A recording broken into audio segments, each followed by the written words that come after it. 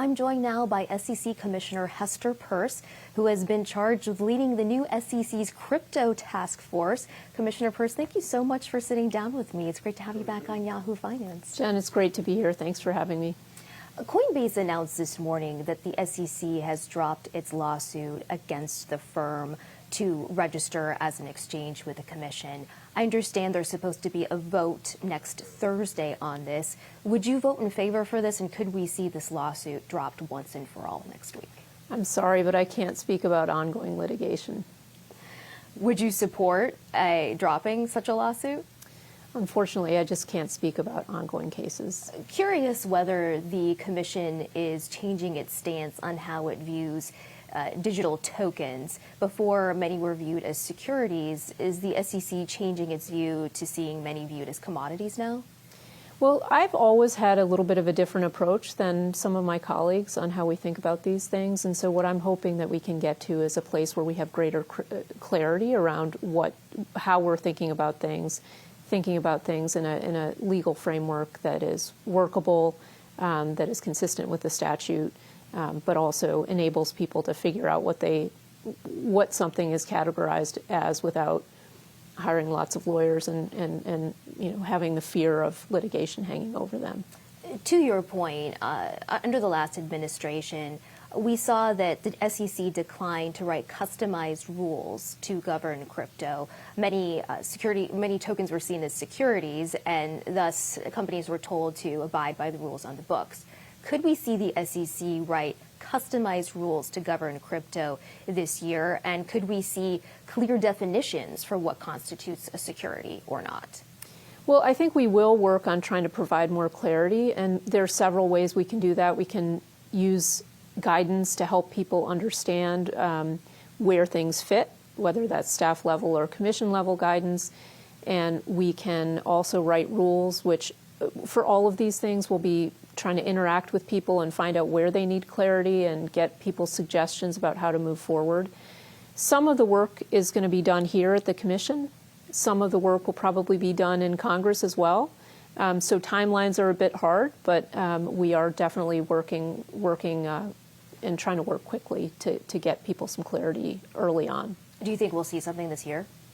Again, whether or not a rule gets done this year, I don't know. And I should say that I'm speaking only for myself. We're getting a new, we have a new chairman likely coming in relatively soon, and he'll have ideas about where the agenda should go and what should be on the agenda. But I think rulemaking could be part of what we do.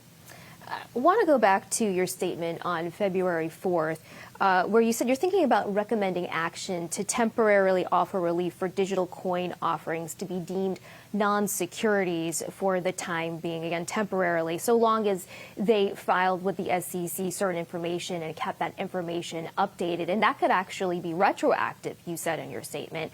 Are you planning to move forward with that? Is the SEC planning to move forward with that? Well, it's something we're considering, and it's something I've been thinking about now for a while, which is, can we give people at least the ability to try to launch a project, get network effects, get people using a token, because that's really the point of a lot of this, is to try to get decentralization and lots of participation, and that can sometimes run into the securities laws as we've applied them.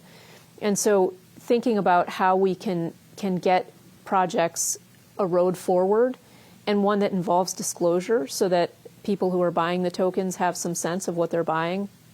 I think that could be a real positive to do that early on, even if it's just a temporary fix while Congress is working and while we're working on rulemaking.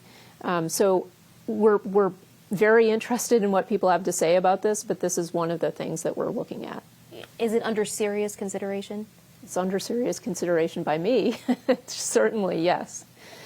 I also want to ask you about, under the last administration, a lot of crypto companies, including Coinbase, had real difficulty registering with the Commission. Do you anticipate any changes associated with that process?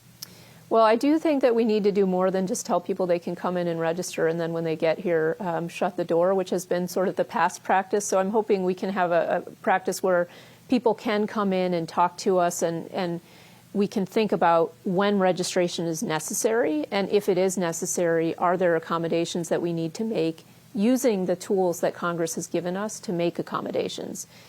Again, our securities laws, we have objectives that we have to meet as a securities regulator, and we're not going to throw those out. That's not our plan. But we do think that we can both achieve our objectives of protecting investors and protecting the market's integrity, and also achieve the objective of allowing people to do things in this space. Under the last administration, spot Bitcoin and Ether ETFs were approved, but they were not given in-kind redemptions. Could we see that changed? And what about the potential for greenlighting options for Ether ETFs? So in terms of staking, that is something that people raised with us early on after these products went through. And it's something that I'm open to. I think I'm happy to talk with people about that. Adding that, I know that that's something that exists in products in other jurisdictions. In terms of options on ETH, ETPs, that's something we're open to as well. We're getting lots and lots of incoming exchange-traded product applications, and we'll be considering them on their individual facts and circumstances and processing them just sort of as we routinely process these things. The president this week signed a new executive order stating that independent agencies should submit major regulations to the Office of Management and Budget for review. How will that impact the SEC's rulemakings, not just for crypto, but in general? More broadly, yeah. I mean, I've been a believer in the importance of economic analysis, and that means asking the question, what problem are we trying to solve? What tools are available for us to solve that? How can we pick the best tool? And OMB, and specifically their OIRA office, can be really helpful in helping us think through how to do that, because they're experts in this. So I'm certainly looking forward to working with them on helping us make sure that our economic analysis is really serving the fullest potential that it can serve. I understand, based on Doge's website, it looks like Doge has been inside the SEC. Can you confirm that? And what do you expect from Elon Musk and his team in terms of cuts and the impact potentially on surveilling capital markets? Well, I can't confirm that, and I think one of the interesting ways that the SEC is set up is we have a commission. There are 5 of us. Now there are 3 of us, but if we're fully staffed, there are 5. But the chairman does have authority over the budget, the staff, and the agenda, and so I think those contacts would be with the chairman's office.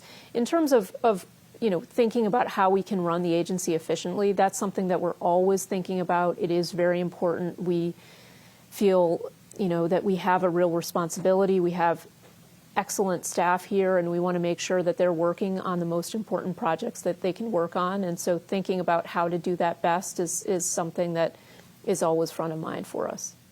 Your colleague and acting chair, Mark Ueda, ordered SEC lawyers to delay oral arguments over a rule that would require companies to disclose the impact of climate change on their business.